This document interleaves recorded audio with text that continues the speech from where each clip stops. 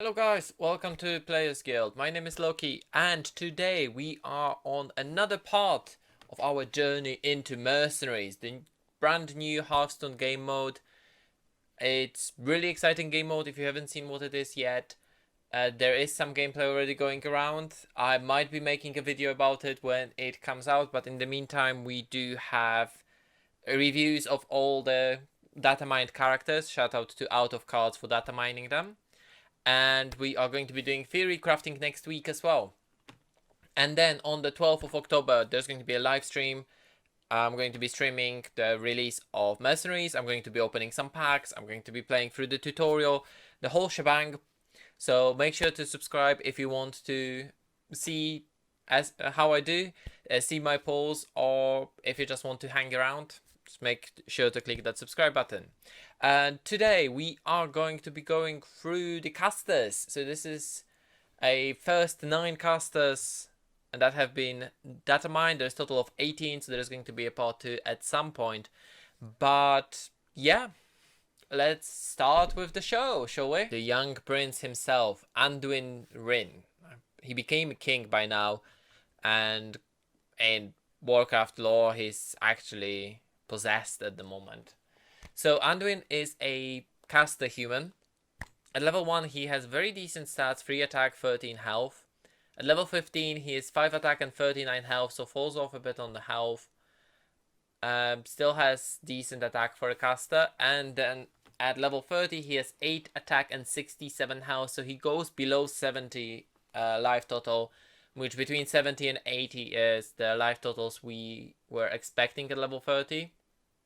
So seeing him under 70 is a bit concerning. But he is canonically a priest, a healer. So I assume his life total shouldn't matter that much. He should be able to be a good support character, seeing as he's a legendary. So his first ability is Penance. It's a 4-speed holy ability that deals 4 damage to an enemy and restores 4 health to a random friendly human. So, before I go on the scaling, one thing I want to know is how does it choose the random friendly human? Does it choose only damaged humans, or can he choose at random a human that is not damaged? In other words, you might be, if you have only one damaged character, you might not heal it ever.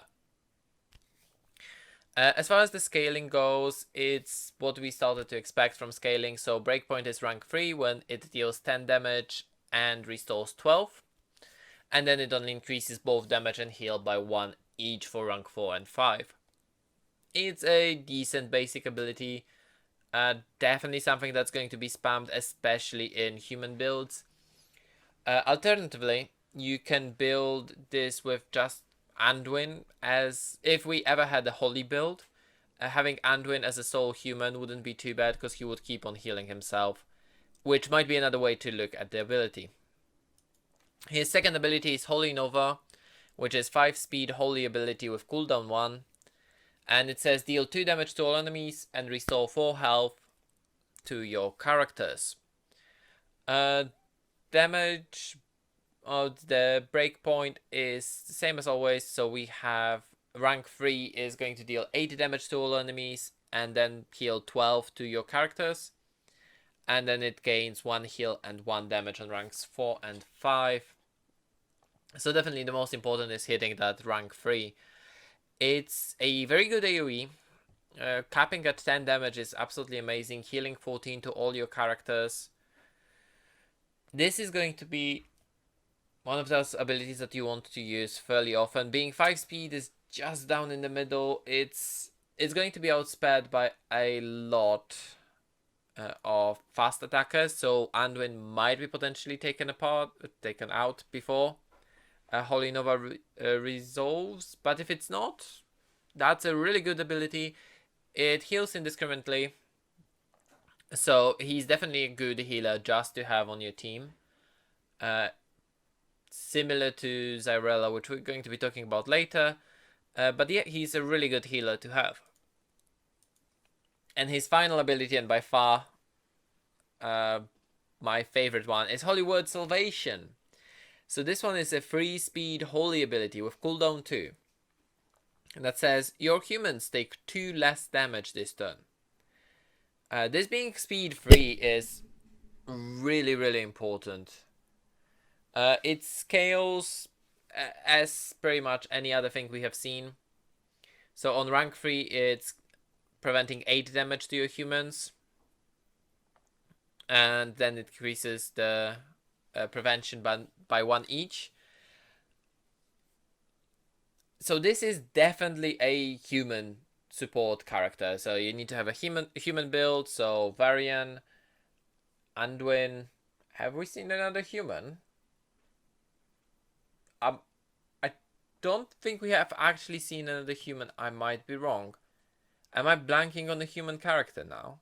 Yes, Cariel and Cornelius. So we have seen 3 protectors and a caster. I don't think there was a fighter human. I might be wrong. This is a very strong ability. We also know now that reducing the damage goes before the critical damage. So if you reduce the damage, let's say Anduin would be attacked by something with 12 attack. With a by a fighter with 12 attack, fighter deals double damage. You reduce on rank 5, you reduce 10 of that damage, so Anduin is going to take 4 damage total, because you first reduce the damage and then double it, which I think is a good calculation and makes abilities like Hollywood Salvation really good. It's only every 3 turns, so I don't think it's busted in any way.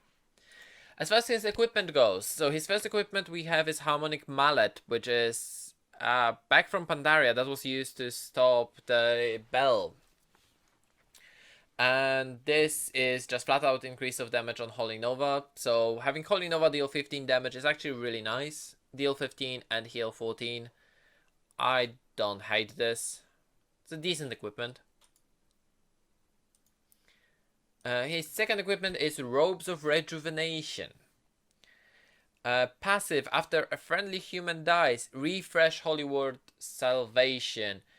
Which means that if Salvation did not save, if you didn't manage to give Salvation or provide Salvation, whatever, to your human, you can refresh it. This might be interesting with... Oh yeah, sorry, we have seen the fighter. I just remember we have seen the fighter. It's Tyrion. Oh, and Tyrion is really good. Human composition incoming. Damn. Okay, so we have orcs, we have humans, we have demons, we have fire. I think we have a decent arcane, and we have frost, and we have murlocs. I have myself 7 compositions that are going to be done next week. Either way, going back, I don't think I will do beasts. Oh, the beasts are fun as well. Robes of Rejuvenation is a good equipment, but it helps you survive if it's early on, that it's procced, and it procs every time. Having access to that salvation more often is definitely good. Question is, can you win the game from there on? His last equipment is Ring of Purity. Passive, whenever a friendly character is healed, gain 2 health. This scales all the way up to +5. This is really good with Holy Nova. Because you heal 3 characters, he gains 15 health. Pure healer build, possible? You just make him unkillable, right? So Ring of Purity is definitely a good equipment. I think all 3 of his equipments are actually really good. If you have a pure human build, the one for Salvation is really nice. If you just want him for that Holy Nova and Penance, so additional damage, then the Mallet is really nice. And if you want to do pure healer comp, which might be quite funny, then Ring of Purity is quite nice. Yeah. All of his equipments are really nice. All of his abilities are nice. Problem is that 2 of his abilities only work with humans, so he is a dedicated human character. But I think Holy Nova can work with Penance well enough that it is worthwhile considering Anduin as your healer for the party, because every other turn he's going to heal 14 to every single of your character. So where does Anduin stand as a grade? Because, and only because, he is so heavily human oriented, I'm going to say that he's grade A. He's a really strong character, really strong healer. He has low health total, but if that's your worry, you can use Ring of Purity and you should be sorted. If there's going to be a human build, he's going to be amazing. So Andrein is going to be grade A. Antonidus. So Antonidus is another human. So a caster human. At level 1, he has 3 attack and 13 health, which is quite alright. It's the same as Anduin had. At level 15, he has 3 attack still and 39 health. And level 30, he has 5 attack and 68 health. So very low attack. Very easy to crash into, quite literally. So all the melee attackers are going to be really strong against him. But he should have some powerful abilities. So let's look at that. His first ability is going to be Fireball. 4 speed fire ability, flat out deal 4 damage. It scales up nicely. It goes to 10 damage at rank 3 and 12 damage at rank 5. At 4 speed, this is actually a really strong ability. And if you're going to be running this in a fire comp, which I think you will, this is going to be 15 damage on 4 speed against protectors. This is going to be 30 damage. Of course, that's assuming your Ragnaros survives, but it's a very good ability. It's very basic. It's nice level for the damage that it does. It doesn't scale in any way, so it is what it is, but it's destructive power. Next one is Flame Strike. This is a 7 speed fire ability with cooldown 1 that deals 4 damage to all enemies. And on rank 3, it goes up to 12 damage, which is the maximum damage that Fireball could deal. And then it increases by 1 damage each on rank 4 and 5. So caps at 14 damage. Can hit 17 damage if you have Ragnaros with the fire damage. 17 damage on the whole board is going to be really good in PvE. In PvP as well, depending on what you're on against. The fact that this is cooldown 1 means you can't use it every turn, which makes it fair. I mean, every other turn you do 17 times 3, that's 45, 51 damage. Because my math is not with me today. His final ability is Fireball Storm. 7 speed fire ability with cooldown 1. Cast Fireball 1 at a random enemy. Repeat for each fire ability you've cast this turn. So we don't have any tokens that spam fire abilities yet. I think we will at some point. Or fire attacks or whatever it is going to be. And as you scale it up, the only thing that scales is what fireball you're casting. So yeah, it can go up to 12 damage. I think this is a really nice ability. It's a lot of damage. Fire damage is going to be increasing it as well. It's essentially a slower fireball, but if you use 2 other fire abilities, it's going to be 3 fireballs for the price of 1. You don't target where they go, but that's going to be a lot of damage. So I'm not against this. It's a good finisher. First equipment for Antonidus is going to be Cindercore's Staff. And it's flat out increased damage for Fireball, which makes Fireball Storm more powerful as well. Yeah. Capping at 16 damage, 19 damage with Ragnaros fire damage. This is going to be increasing power of Antonidus, because it's going to be essentially a quarter of the life of any mercenary and half of the life of protectors. So really good equipment. Next we have Circulate of Flame, which flat out increases damage of Flame Strike. So if you want to go more into AoE build, you can have Flame Strike going to 22 damage. So you do 66 damage every other turn. Again, very solid choice, depending if you prefer to go into that Fireball build or do you want to go into Flame Strike build. And I think I will need to test which one works better. And his final equipment is Searing Pendant. Fireball Stone casts Fireball at 2 random enemies but has +1 cooldown. So that means that you will be able to use Fireball Stone 1 turn later than initial use is going to be 1 turn later, and you will only be able to use it every other turn. But in a fire composition, this might be absolutely amazing, because it's going to be doubling the amount of the fireballs you cast.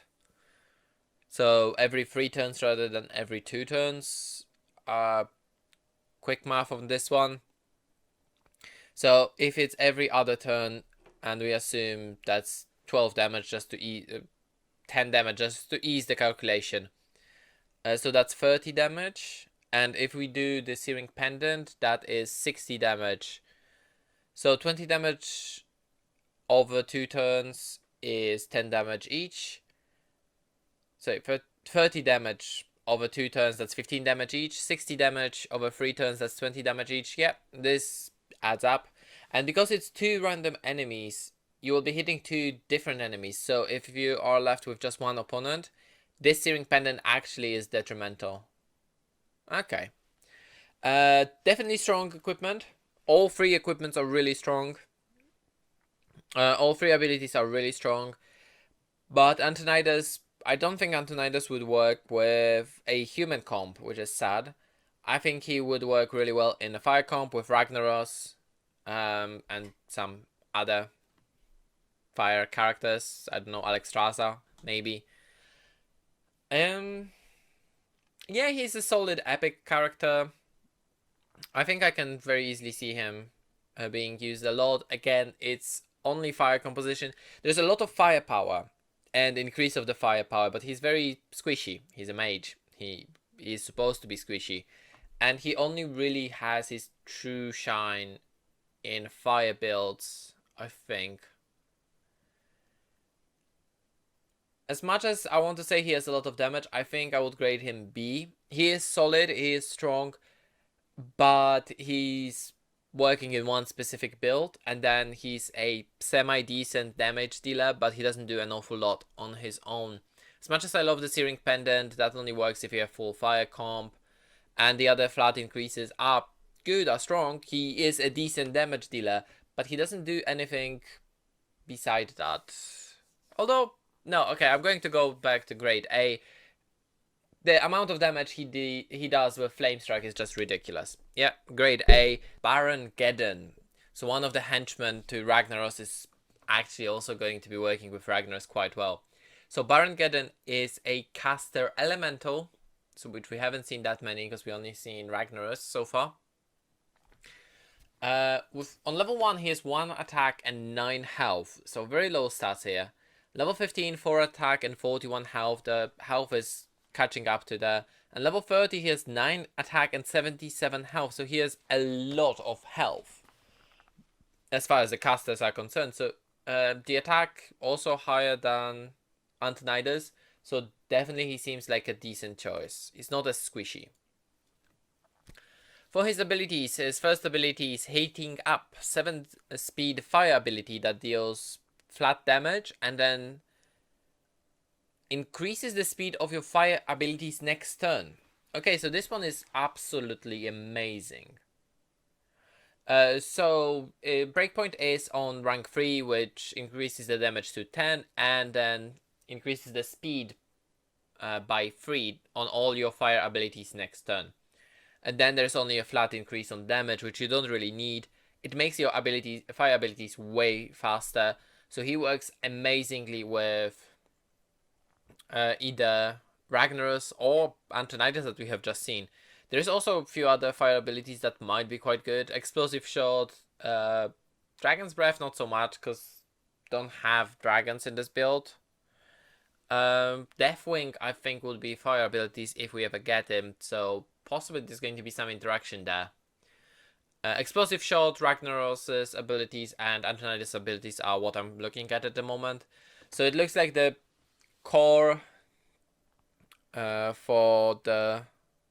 looks like the core for fire composition is going to be those 3, and we'll see how it goes from there. His second ability is Inferno. It's a 6 speed ability, fire, of course. Deal 2 damage to all enemies, and fire combo, deal another 2 damage. So fire combo means that you need to use the fire ability before this one to get that effect. So the damage increase is actually equal, so fire combo pretty much doubles the damage you do. So on rank... Yeah, so Breakpoint, technically Breakpoint is at rank 3, which is 6 damage, but you want to get it as high as possible to rank 5. So then it's 8 damage. 8 damage and 8 damage. So that's 16 damage, but this works with Ragnaros really, really well. Because that increases that fire damage that Ragnaros can give it. It's going to be 11 and 11, so it essentially gives you 6 fire damage. Rather than just 3, so it becomes 22 damage AoE on 6 speed. If you used Heating Up, this is going to become a 3 speed, so it's very quick AoE. It also does not have a cooldown, which I think and I feel this might be scary, because you might go something like Antonidus Fireball and Inferno every turn. Because 16 damage or 22 damage is just ridiculous, and if you can increase its damage further, this is just going to be way, way out of proportion. And his final ability is Living Bomb. It's a 5-speed fire ability with cooldown 1. You choose an enemy. If it takes damage this turn and only this turn, deal 4 damage to it and its neighbors. Okay. So you choose the middle character on your opponent's comp, and you use an AoE. This and Flame Strike. Although the damage is actually worse than Inferno. Yeah, I don't know why you would ever use Living Bomb. Unless Baron Gedden is used in a non-fire comp. Because... So the damage scales on rank 3 it's 10 damage, and on rank 5 is 12 damage. 12 damage plus the 3 fire, that's 15. That's nothing. And because base of the Inferno with fire combo is 16. None of them work. This is essentially a combo with a card played after it. Or you can even trick your opponent. If your opponent is going to be using Sour Fang and their Whirlwind, you can just trick them with Living Bomb. I think this is faster. I'm not sure why Living Bomb is a thing. I think for it to be useful, Inferno needs to get nerfed or Living Bomb needs to get buffed. But at this point, I would rather Inferno getting nerfed. Because Inferno is a bit too much. For his equipment, we have Molten Blade, which is flat out increase on the Heating Up, which is the first ability that speeds up. It's a good increase, although I think we're going to see an increase on damage on Inferno or maybe Living Bomb. Burning Braces, Living Bomb deals damage twice but has +1 cooldown. That's not good. If you have Inferno that does 22 damage every turn, why would you ever look at Living Bomb? And then last is Inferno's fire combo deals 2 more damage, and that scales up to 5 more damage, which means that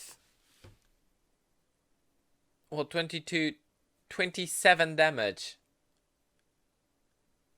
This is a third of the life of majority of the stuff. If you match that up with Flame Strike, 2 or 3 turns like that and you wipe your opponent's board. This is... Yeah, fire seems really potent, especially with Baron Gedden.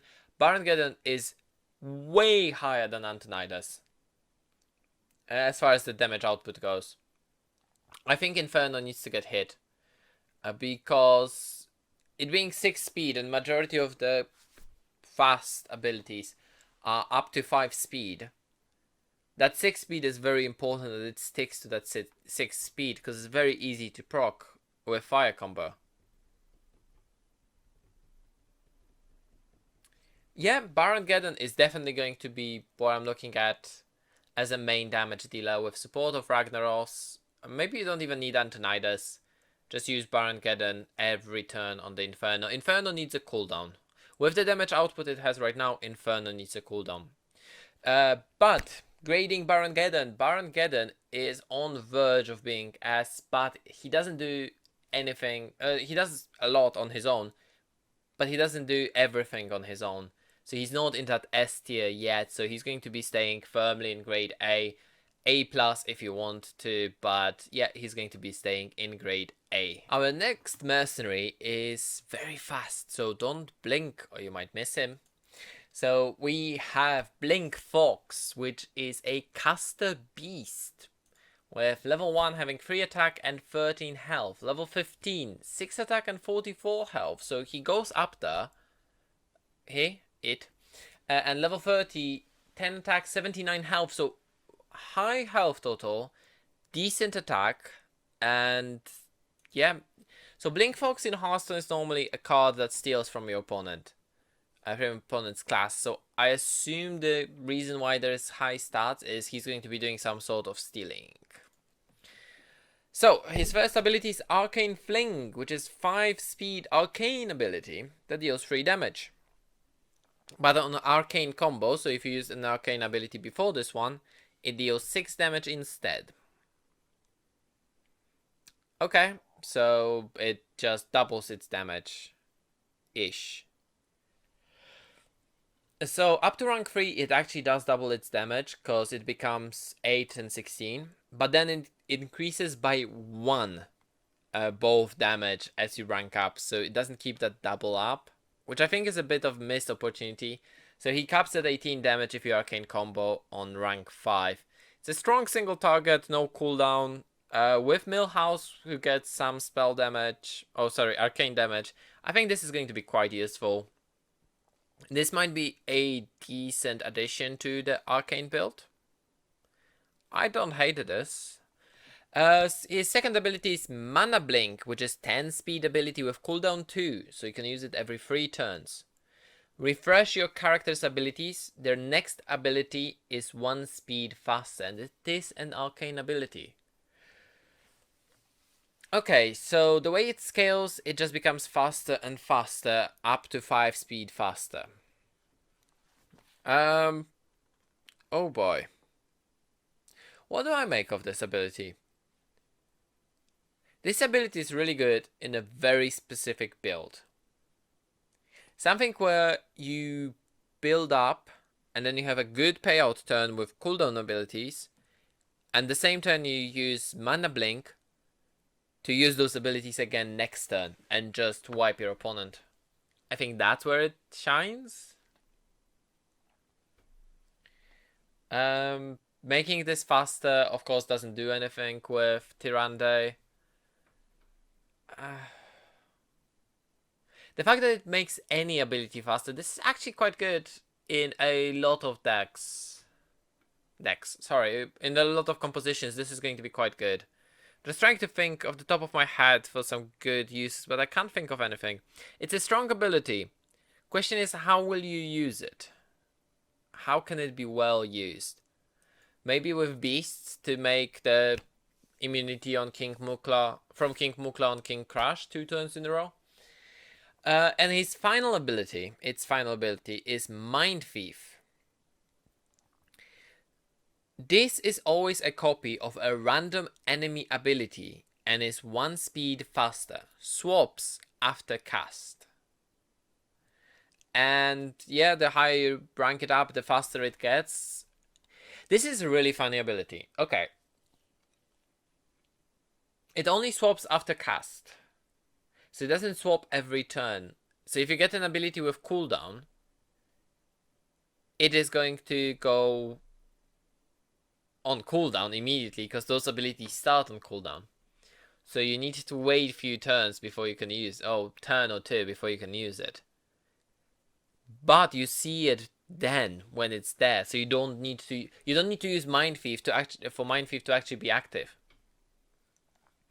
I assume it only copies the abilities from characters currently on board. So something that, Anduin's abilities that only work with humans. That would be quite alright.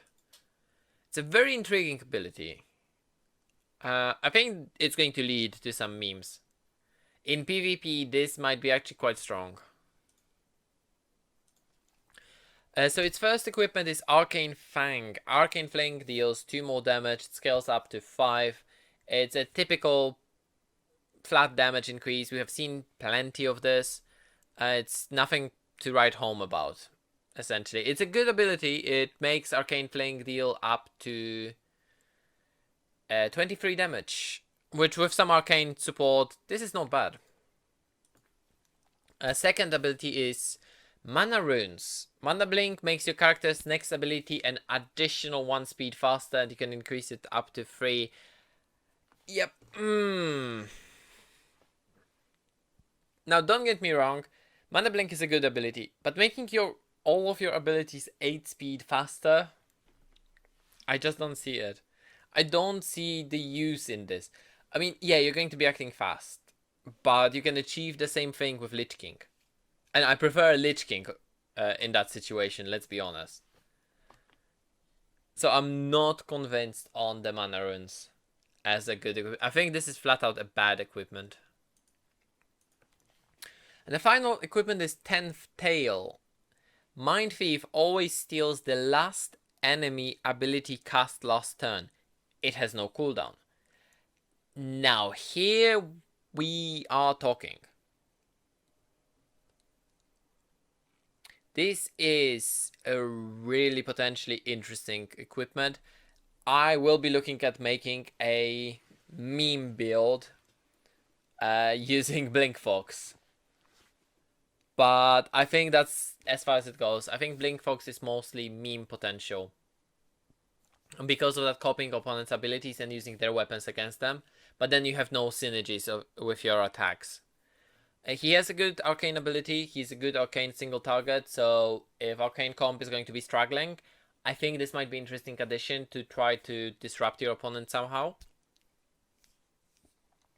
Especially if it copies an ability at the same level. But the 10th Tail makes it so your opponent's slowest ability, so in other words the most powerful one, is always going to be the one on the 10th Tail. It's never going to have cooldown, and it's going to swap every turn as far as I understand this. Yeah, because Mind Thief always steals the last enemy ability. Or maybe it doesn't. Maybe it still swaps only after you cast. So you choose when to cast it, when you see the ability that you want, or if you have nothing. But no, then you need to cast it. This is really... Mind Thief is a very peculiar ability, because if you get a bad ability, you have nothing to do with it. And does it steal ability with its procs, like for example something that increases its own damage over time, or I don't know, other things? And if you get a useless ability like Rokaras, when your orcs attack, give them attack, and you just need to use it to rotate it out, then that just feels sad. So yeah, I'm curious. Definitely like Blink Fox, but he's a meme. I don't think he's going to be good. I don't think he has good stats, but he has one good ability. Mana Blink is good, but I don't see potential for it just yet. So I'm going to say Blink Fox is a C. As far as memes goes, he's a grade S, and that's fine. But as far as actual usability goes, I think he's going to be grade C. And the next character on our list is another very, very peculiar character, and we have Brightwing. So this is our second dragon, and the only other dragon we have. So Brightwing is a caster dragon. On level 1, it has 1 attack and 10 health. On level 15, 3 attack and 39 health, very low attack. On level 30, 6 attack and 72 health. So he's on par with attack with Antonidus, although I think Antonidus was 5. So very, very low. He's not squishy. It's not squishy, but it's very low attack. So for the abilities, his first ability is Fairy Breath. 3 speed nature ability. Deal 2 damage. Give a random friendly merc on your bench +1/+1. Its breakpoint is on rank 3 as always. It deals 8 damage then and gives +3/+3. And on rank 5 it deals 10 damage and +3/+5. So I don't think you ever want to spend your coins to upgrade it that far up. but every time you deal damage, being able to boost a random merc on your bench is going to be amazing, both for PvE and PvP. Because it can lead to some weird shenanigans, especially if you have only melee comp in the back, and then you have Brightwing boosting them. And it's a good nature ability. So I think, yeah, Malfurion had an ability or equipment that said that whenever you use a nature ability, you heal your characters. So it might work with Brightwing. Nature comp might be a thing. Pixie Dust, restore 4 health to all your characters. It's a 4-speed nature ability with 1 cooldown. So the heal scales up nicely. At rank 3 it's 16, and at rank 5 it heals 18. You have up to 6 characters on board if you play tokens, so it's a decent heal. It has cooldown 1, so you can use it every other turn. It's alright. I mean, it heals you, it heals all of them, doesn't do any damage, so it feels a bit like Holy Nova. But Holy Nova's obviously stronger, even though it healed less. It dealt some damage. And for the final ability we have Phase Shift, which is 4-speed nature ability with cooldown 3. Restore 7 health to this merc and swap it with the highest health merc from your bench. Okay, so you use the first ability to boost your mercenaries in the back, and then you phase shift, so you can use it up to... you can use it 3 times before you need to phase shift, or before you can phase shift even. And you also heal Brightwing, so he keeps on jumping out, and then when they kill one of your mercenaries, you can bring Brightwing back and start boosting someone else. It's always going to grab the highest health mercenary, which is good, because it's going to be the most healed one. Or the tankiest, or the one who got the most buffs, or whatever it is. And as you rank it up, it increases the heal, but it also reduces the cooldown. That's an interesting thing. So then, technically you can do it on turn 2 if you really, really want to. Just get 1 buff and then phase shift away. I don't think that's how it's going to be used. I think Brightwing is going to be surprisingly strong character. Yeah. Just looking at his abilities, I think it's going to be surprisingly strong. So, because Brightwing can heal itself by up to 25 and then swap out into something, I think this is going to be a really interesting character. Definitely for melee. For melee characters, this is going to be really, really good. Or melee compositions. So, Brightwing's Necklace. Fairy Breath gives an additional 2 health, so it scales all the way up to +5, so you can technically go +3, +10 on your bench. With every use, of course. And as Fairy Breath doesn't have a cooldown, this is a good ability. Or rather, good equipment. And Brightwing's Ring is next. Equipment increases phase shift heal. Okay. So Brightwing can go even lower before it needs to phase shift. And phase shift, it was fairly fast. 4 speed is actually fairly fast. So again, if you have only melee in the back on your bench and you boost it so many times, dealing some incidental damage with the Brightwing, and then you have a huge Illidan coming out. Oh god, a huge Illidan coming out with Brightwing. And then Brightwing, of course, gets more health back. I don't think you need this, actually, but it can heal just about 50 life. So that's a lot before the Brightwing starts being in danger. And the final is Pixie's Pouch. Pixie Dust restores 2 more health, so your AoE heal just heals more, up to 8. Brightwing is solid. Doesn't do much on its own, but it's a very good setup character, and I think, and that's just gut feeling, I think this is going to be an S tier support, because it doesn't matter what you're boosting with him, with it. If you're boosting casters, they're just going to be tankier. They're going to have more health, because then you go all in on health, right? and then you phase shift, and when something dies, you bring him back and boost something else. If you boost melee, oh, they become scary, because every time he was dealing damage, something got free attack. And they just, you know that characters like that are just going to getting more and more and more attack. So yeah, I really do like Brightwing, and I'm going to say this is going to be an S tier character. And next one on this list of ours is going to be an old troll, Brukhan. So he's another of the mercenaries, the title Mercenaries. So Brukhan is a caster troll. Level 1, 1 attack, 8 health. Level 15, 3 attack, 40 health. And level 30, 7 attack, 76 health. So he's low on attack, how you would expect. He's a shaman, so we are expecting probably Lightning Storm or something along those lines. Although I think we have seen Lightning Storm already, one of the characters. I might be wrong. So his first ability, Lightning Bolt. There we go. 6 speed nature ability, deal 2 damage, gain +1 nature damage, and the nature damage you gain increases with up to rank 3, where it does +3. So it is self-increasing basic ability, which is really, really nice. Yeah, dealing 8 damage and then going to 10 damage on rank 5. I don't think it's going to be mattering that much, that initial 2 damage.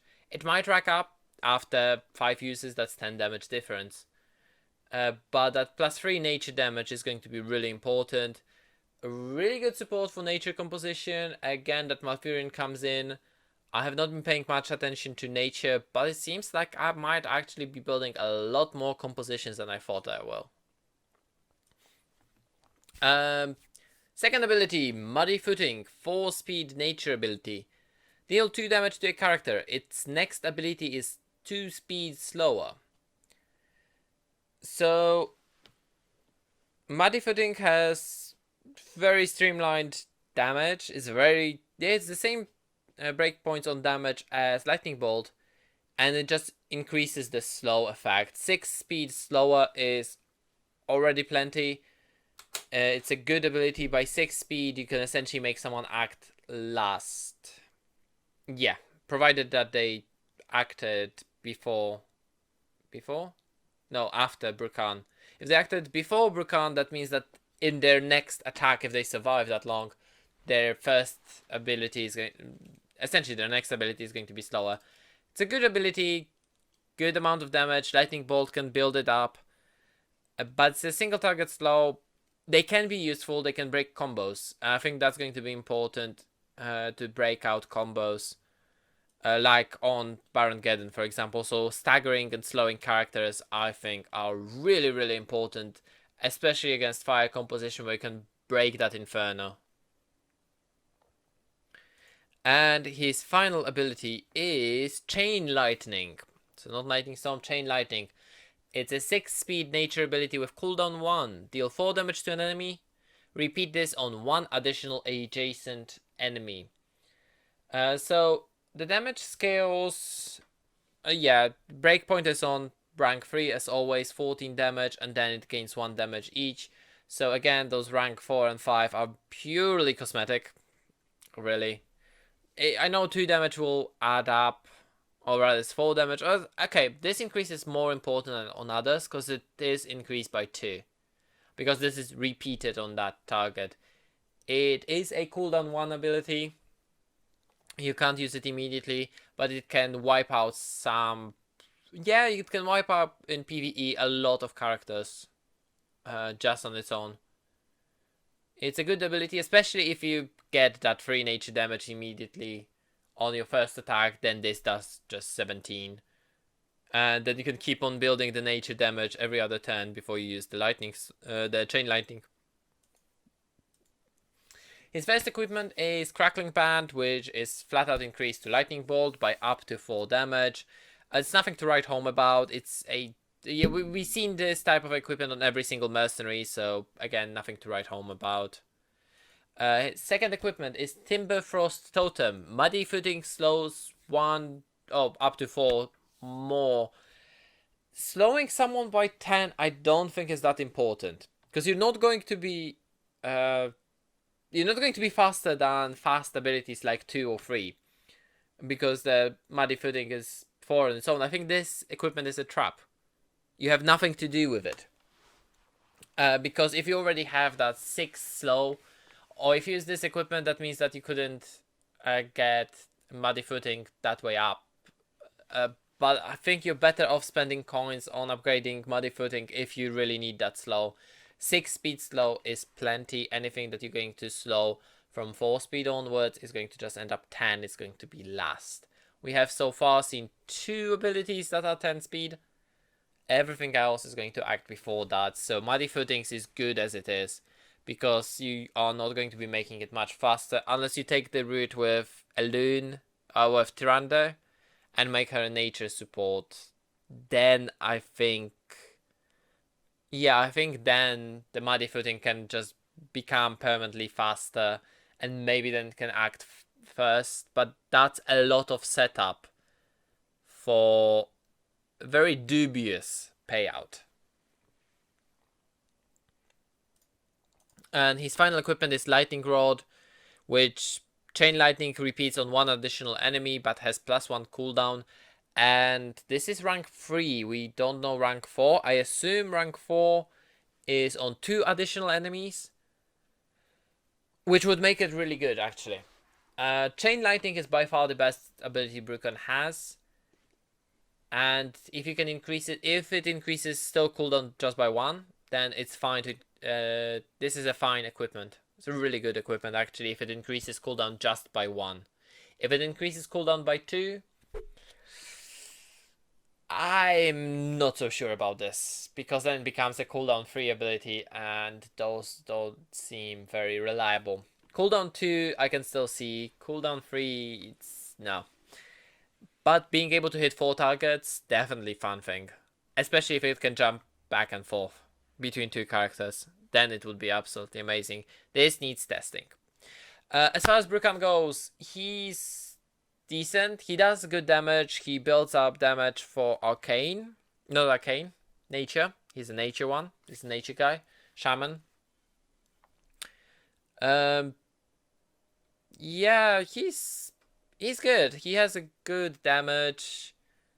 He doesn't have any survey. The Muddy Foods are good. Chain Lightning is good. But he only has 1 good equipment. Like, realistically, he only has 1 good equipment. So, I'm going to say that he's B. Yeah, grade B. He's going to be alright. I might be wrong. If Nature Comp is really amazing, then I will be wrong, obviously. And then he's going to be probably grade A. But I think as it stands, I'm going to say grade B. He's a solid single target, but he needs a bit too much build up. Now we're going to see our sweet, lovely flower child. Another titular mercenary. Goth Rune Totem. Rune Totem. So Goth is a caster Tauren. On level 1, he has 2 attack and 12 health. On level 15 he has 5 attack and 42 health. And on level 30 he has 9 attack and 75 health. So decent health. Definitely decent health pool.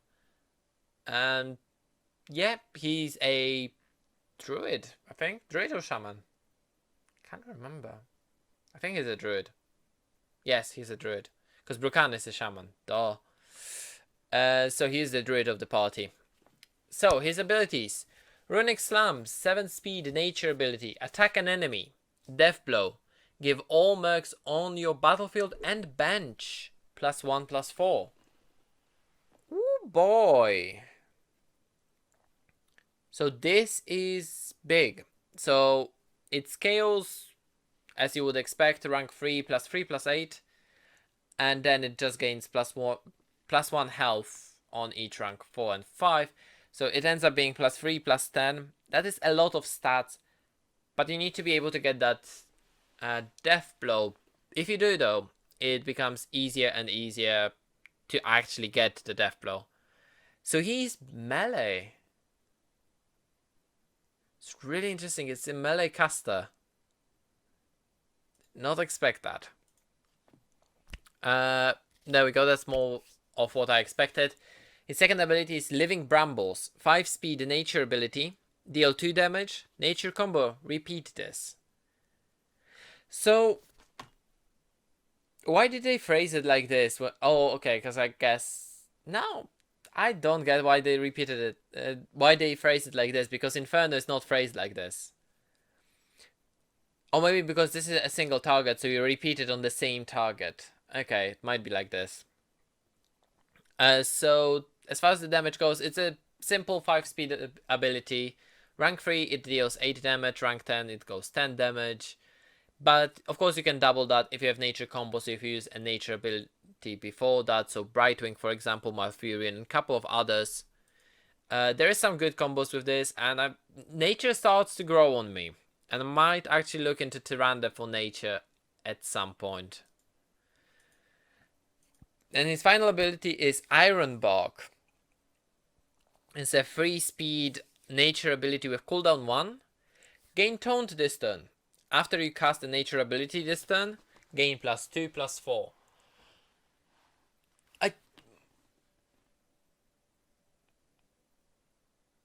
Okay, nature actually got... I'm really interested in nature now. So the way it scales is interesting. So it scales by +1, +2 until rank 3. And then rank 4 and 5 just gains 2 health. But it still ends up being +4, +12. You use this, then you use 2 nature abilities. And he gets +8, +24. That's +8, +24. And it's also a taunt that's a caster. Okay, Goth got my interest. He boosts himself quite well. So he just does Iron Bark, let's say, twice. Then you do 2 nature abilities. He got 16 attack. That's over the course of 4 turns. But you do have his either casting ability or his attack ability. If you proc the Death Blow, he boosts your whole board, including your bench. This is a really interesting character. For his equipment, first one we have Blooming Shroom. Runic Slam gives +1, +3 more. So that increases up to +2, +5. So it becomes +5, +10? Yeah, +5, +10 to your whole thing. That's a big increase. It's not a damage increase. This is a flat out stat increase. But you need to be able to proc the Death Blow. So it's all about setting up the fact that Garth with his ability, it is speed 7, so it's more likely, but you need to set up that Garth does the Death Blow.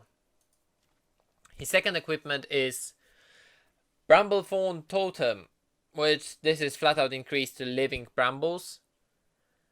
So if you increase the damage by 4, I guess then with nature combo is just going to double that. So increase damage by 8, it's not too bad on single target. And his last equipment is Earthen Braces. Iron Bark gives you +1, +2 more, and that scales to +2, +4. So that depends what you want to do, but I think personally, Guff with Earthen Braces, Iron Bark build, and some nature abilities that are going to be working after Iron Bark. And then if you have Malfurion as a healer, which is weird that the Protector is going to be the healer and Gaff is going to be the tank. I like this. This is very interesting. Those druid synergies are actually really interesting. And Alun's Grace as well might be interesting addition. So if you do Alun's Grace and then the next turn, the first Alun's Grace is the last one, and the first ability you do is the taunt. You do that twice technically, so you'll be getting 2 times the abilities, but then Tyrande won't be proccing that because she doesn't have nature abilities. So it's actually not changing anything besides that you got taunt twice. Gaff is actually really solid as far as the rare mercenaries go. I think he can build himself up really nicely, but he needs that nature synergy. He needs the nature synergy. Otherwise he doesn't do that much. So I'm going to say that Garth is going to be a grade A mercenary. He's really strong. I think he can get a lot of stats very quickly if you have a pure nature composition. So I'm looking forward to playing with Goth. Now we have the powerful warlock Gul'dan and his infamous skull. So Gul'dan is a caster orc. At level 1 he has 1 attack and 10 health. At level 15 he has 2 attack and 44 health. At level 30 he has 4 attack and 82 health, so a huge health total. Because he's crossing that 80, and I think we have seen only one other character do that. At very, very low attack, so if you want to smack into him, he's not going to be hitting you back much. As far as his abilities go, his first ability is Fell Bolt, 10 speed ability, Fell, deal 4 damage. This is a lot of damage for basic ability, but it scales ridiculously. So here you have a lot of damage, but you don't need to go through any hoops. It's just a slow ability. Rank 3, it deals 16 damage. We go from 4 to 16 in 2 ranks. And then it caps at at rank 5, it caps at 20 damage. That is a ton of damage. There is some fell damage with Jiraxes that you can increase, so Gul'dan can actually hit stupid numbers with the Infernals that Jiraxes can spawn. So Gul'dan looks like a very interesting addition to the demon composition from this one ability. Second ability is Reign of Destruction, 8 speed fell ability with cooldown 1. Deal 4 damage to a random enemy. Repeat for each fell ability you've cast this turn. Okay, so this is a fell composition, which is mostly demons, I guess. Oh, Kurtrus had a fell ability as well. Jiraxes has fell ability. I think, no, Illidan is only melee abilities. Okay, so Reign of Destruction deals 12 damage on the rank 3 and goes up to 14 damage on rank 5. It's again a slow ability, and you want it to be slow because you want to use as many abilities before it as possible. Although I don't think Infernals actually have any fell abilities, I think they just attack. So that's not going to help you an awful lot, so you can do up to 2 abilities. So this is going to be 28, 32, no, 42 damage. I mean 42 damage split randomly between 1 to 3 enemies. It's really good on its own. If you can get there, if you can have those fell abilities proc, it definitely looks like an interesting fell build. I wonder if we're going to get some orcs that going to do fell beside Gul'dan, because that is a very interesting direction to take it. His last ability is Siphon Life, which is 7 speed shadow ability, which is unusual because, I mean, we have seen everything being here fell so far. It has cooldown 1, and it says deal 4 damage. Restore that much health to all friendly orcs and demons. Okay, so Gul'dan is a healer to orc compositions or demon compositions. Or, and I think this should be possible, a mixed composition. I don't know yet how it would work exactly, but there is a possibility for mixed composition between between demon and orc. If we have any other fell orcs, that would be amazing. Damage is alright. 10 damage on rank 3, 12 damage on rank 5. The important thing is that the damage you dealt is going to be restored to everything you have. That does include Jiraxes' tokens, which means that this is going to make it easier for tokens to survive. I think one of the main reasons why this is shadow and not fell is because those tokens would increase the damage dealt, so they would increase their own healing, and that interaction, they wanted to avoid that interaction. That's why this is shadow. For the equipments, first equipment is Blood of Manaroth. The lore in this one. So for people who don't know, Blood of Manaroth is the blood that was drank by orcs to seal the pact with the demons. Reign of Destruction deals 1 more damage. Oh, I was expecting something more bridging the gap between demons and orcs. So this is flat increase for the second ability, which is actually quite good because that's the ability that can repeat itself for every fell ability used. So this can be up to 12 damage increase. It's not bad. Doesn't change any playstyle. Amulet of Souls, that's the next equipment. Siphon Life deals an additional 1 damage. So this is an increase for both healing and damage. So this becomes up to 18 damage. Cause Amulet of Souls increases damage by up to 4. And alright equipment. Again, it can increase your AoE heal, which is good enough. The last one is Staff of Chaos. Passive. After an orc dies, gain +1 fell damage. Okay, so... Oh. Wait. No. Wait.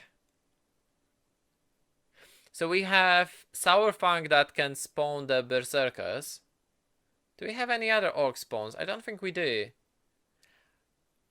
And do we have any other orcs that do... I don't think we have any other orcs that do fell damage, which is a shame. So... Staff of Chaos has a huge potential. Like, enormous potential. Because it scales to gain up to 4 fell damage after an orc dies. It doesn't need to be your orc. After an orc dies.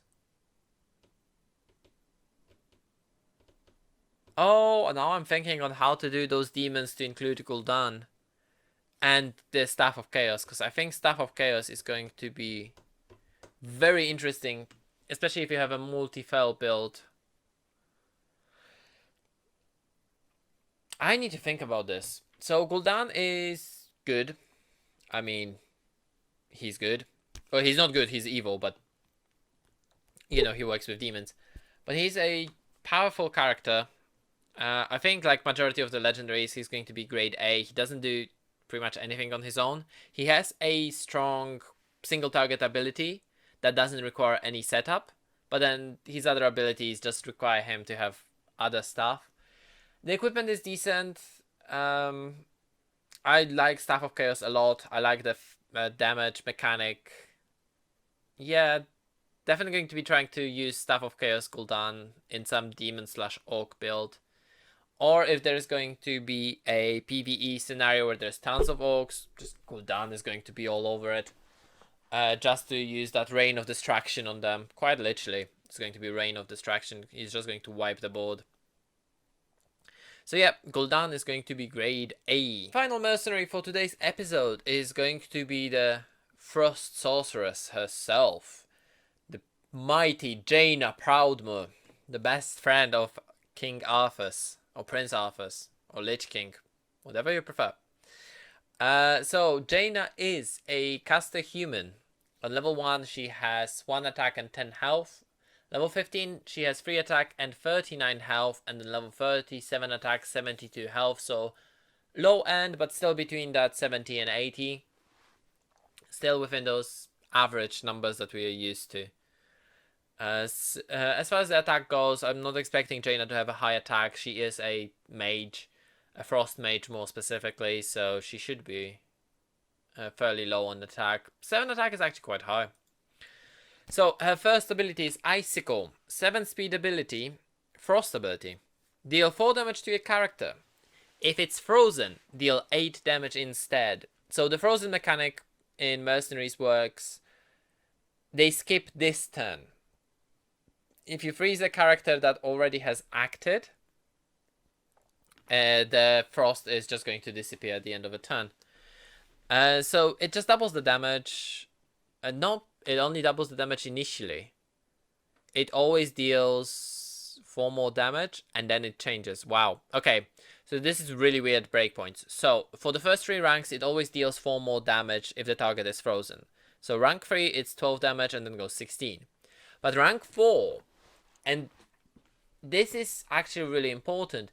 Rank 4 deals 13 damage, and then if frozen it deals 22. So you increase damage by 9. This is a huge jump from a 4 increase to 9 increase. And then for rank 5, it increases the damage by 10. So from 14 to 24. This is a huge jump in damage, and I think Breakpoint in this case is going to be rank 4 unless there is some mistranslation and this is actually supposed to be increased by 8, not 4. So it's supposed to be 12 to 20, which is my guess. Her second ability is Ice Flows.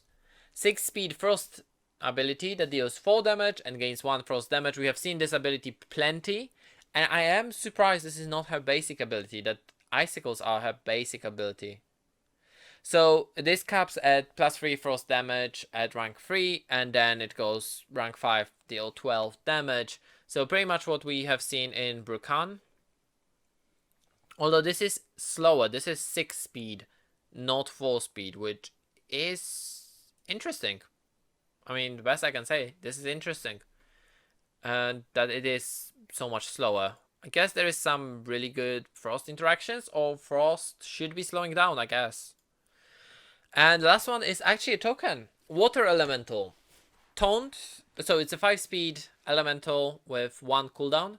It has Taunt. Whenever this damages a character, freeze them.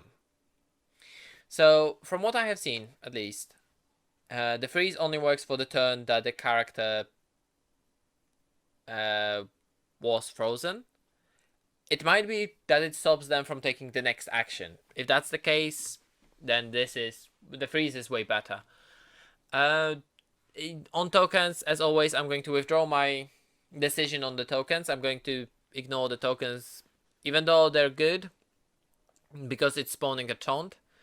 We don't know how the stats scale, so it's really difficult to make the decision on how it's going to work. So let's swiftly move to the equipment.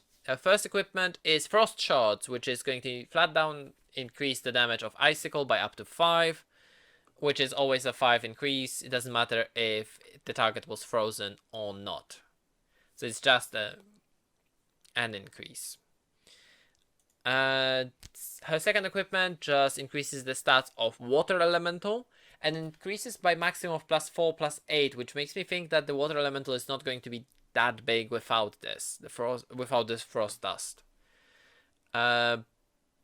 Which probably it shouldn't, because it keeps on freezing characters.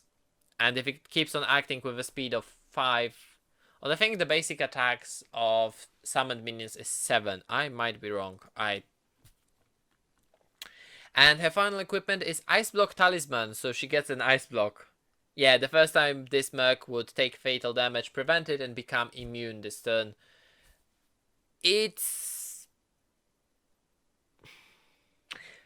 So it's a good equipment, and probably is going to be taken every single time. I think Ice Block is going to be taken over flat out increase on Icicles or increase the stats of Water Elementals. I think Ice Block is going to be the choice. Question is, how good is it going to be? That depends on how they're going. It's going to prevent all the death blows, which is nice. If Jaina is going to be high enough health, then that's nice. If she's going to be dropped to like 1 health and you have no healers, that's going to be difficult. As far as Jaina goes, I think she's going to be amazing in human composition. Even though she has some frost synergies, she's going to be amazing in human composition because she has a basic attack that keeps on increasing its own damage. And then she can keep on summoning the water elementals to taunt for you. And then she can be healed with Anduin, for example. She's actually good human for human comp. She's a good caster for a human comp. So quite like her. She has that survivability, so she's probably going to rack up a lot of damage. It's a shame she doesn't have any AoE. Like Blizzard would be amazing. Just deal small amount of damage. But then you can't have Blizzard in this type of gameplay because Blizzard just freezes everything. Cone of Cold. I would love her to have Cone of Cold. So, as probably you already know, and that's going to be a no surprise, a legendary mercenary has a grade A. She's really strong. She can work on her own. She can work in frost composition. She can work in human composition. She does a lot on her own. She has the ice block, so I think she's going to be good. Actually, No. Yeah, actually, yeah. I'm going to say she's going to be an S grade. I'm going to grade her S just because Water Elemental is going to provide her that survivability against attackers. And that freeze generation for the Icicle. And when she doesn't have or can't have another Water Elemental, she can just increase her own Frost damage. And that's just going to keep on adding up. Yeah, I like Jaina, but I think she only has one good equipment, which is going to be the Ice Block Talisman. I might be wrong, depends on the stats of Water Elemental. The Water Elemental equipment might also be good. Yep, Jaina is going to end up as a grade S, and that's the final mercenary for today. So, that was that, guys. What do you think about the casters? That was the first half of the casters. We have a second half coming tomorrow. So, if you enjoyed this and you want to see more of the mercenaries, make sure to subscribe and please leave a like and comment. That helps us with the algorithm so we can make more content. And as soon as we are finished with reviews, which are taking a lot out of me because every single one of those videos was like an hour long and it takes a while to prepare it. Also, shout out to Scott for actually editing this for me. Thank you very much. You mean a lot to, the same as all our viewers. You guys mean a lot to us. Thank you for watching. Tomorrow, last part of the casters, yes, and all of the review of the mercenaries we have available, and then we're going to go into theory crafting. So yeah, after tomorrow we're going to start with the first composition. The videos are going to be shorter, but I'm going to be talking about a certain themed compositions that I want to test when the game comes out. So definitely expect me talk a lot about fire composition, nature. I got really interested in nature, arcane, demons, orcs, humans. There's tons of good ones. I'm going to probably choose 7 because we have a week left before the release of mercenaries, and I'm going to theory craft them. And I'm going to be doing 2 builds. One is going to be for PvE and one for PvP. I'm going to get all my thoughts on that. And now I should just get going. Thank you guys for watching, and I will see you again tomorrow.